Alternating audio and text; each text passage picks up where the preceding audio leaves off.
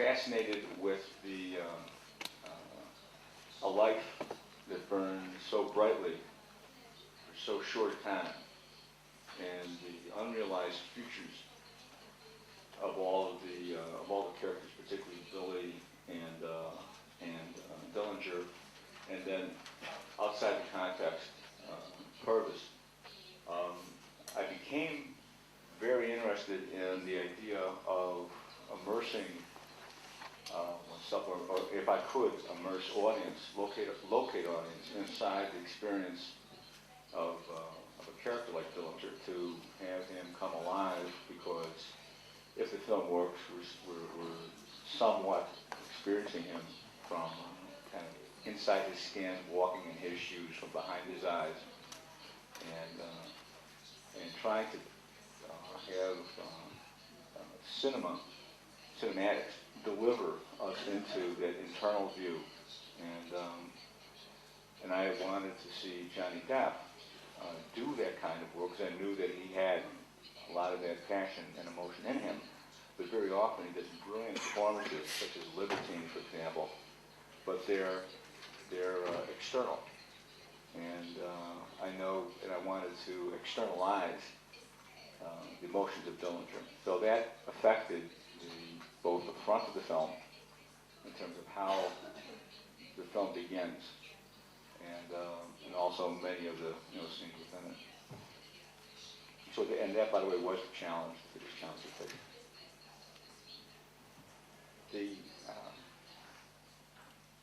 I love doing period, and it starts with, imagine it's 9:17 p.m.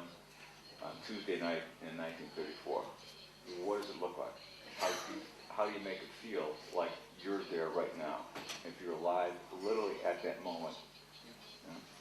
And that was for me, that became the ambition, was to make it as real and detailed and specific as if it was happening at, I'm late, so it was at 10:15 this morning, and we see what this gentleman over here is wearing, and he's got a striped shirt underneath something with a zipper. I mean, as detailed as now is, I wanted to make a day or a night in 1934 exactly as detailed, to feel that you are Dillinger, you are alive, it is real.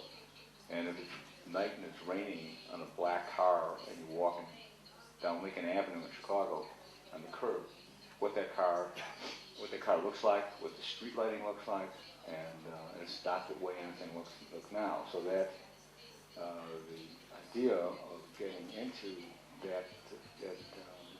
the present, very detailed, specific, accurate simulation, so that as audience we could see it and just, for me anyway, dream away into a reality that's not now, it's then. But that also extended to how Dillinger thought, how Billy thought, because they didn't think the way we do now. They don't have our psychology. And to me, it's false when you take the attitudes of the present and impose them on characters in the past. It's much more interesting to me to discover what the period accurate psychology would have been, how he would have felt about Billy, how they felt about fate. And one of the things that attracted me to it, that I've always been interested in the 1930s, one of the things that attracted me to it was this question, which had to do with fate. This crew were the best group of bank robbers in U.S. history, and they planned with absolute precision everything they did. And these bank robberies were models of like small military operations, but they couldn't plan next Thursday. There was no sense of a future. Eventually the odds were going to catch up with them, and they were going to get killed. So there was no thought of, let's save money and go to Brazil, or go to Shanghai or Singapore. So there was no sense of future, and that mystified me. Why weren't they thinking that way? Butch Cassidy and the Sundance Kid did. That's why they went to South America. Not in fiction, but in reality.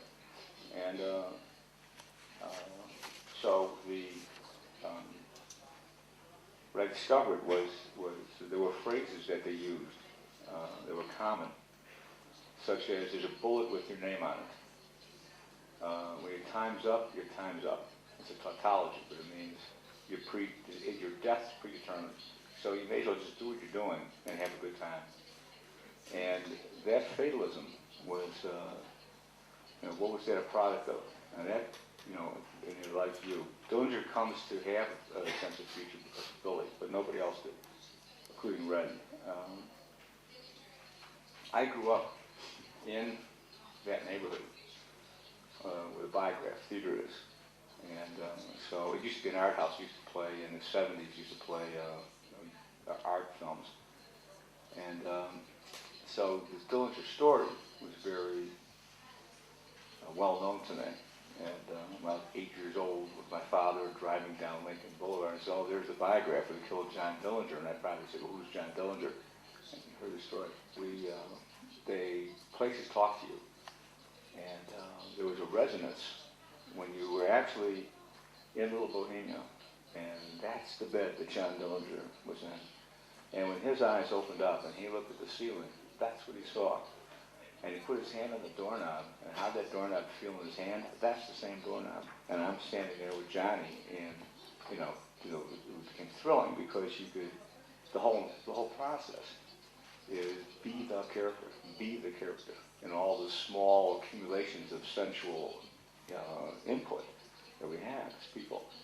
So the value of being able to actually be the real Little Bohemia was fantastic. Christian Bale talks about, I'm standing behind a tree in the dark, and this is the same tree that the real Melvin Purvis stood behind. So anyway, that was the reason for it. We did that, we did jail, and of course the Biograph was a real place. So when Johnny Depp dropped, and he lived about 2 minutes after he was shot, what his dying eyes were seeing is a certain patch of brick wall, and Johnny Depp was looking at exactly the same bricks. So you can imagine for an actor, it's tremendous resonance, and a director too. The context of a life. To answer your question, many of the issues you brought up, they're not either or. They're not alternatives. They're all there together. The interest in invoking Dillinger's life, the context of his life, also, for me, fascinated me, included the massive changes in the context around him, which is organized crime.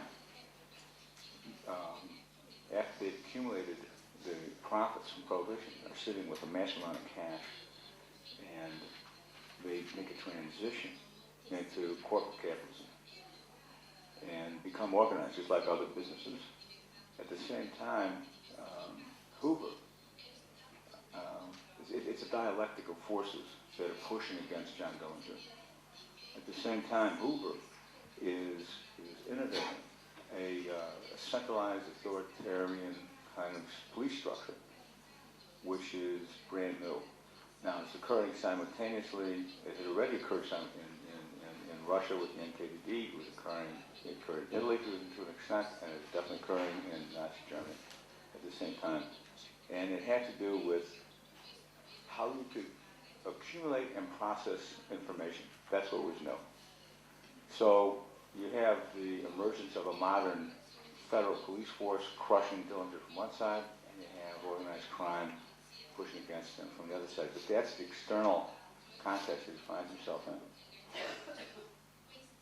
And so that's, I would, if you said to me, well, is that the story? I'd say, no, that's not the story. That's just the historical setting. Like you take a character, you put him in a room.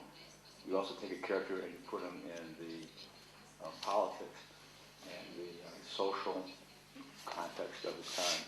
So what was motivating Dillinger was the unrealized life. Some young man in prison for 10 years and the most vital part of his life, and comes out with this voracious appetite for everything sensual right here, right now, and that's what he's going after.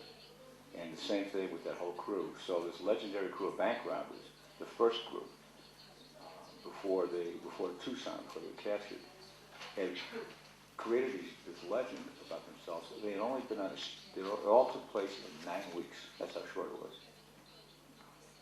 They traversed the whole country, vast number of bank robberies, and it's all 9 weeks long between when they got out of prison and when they were captured.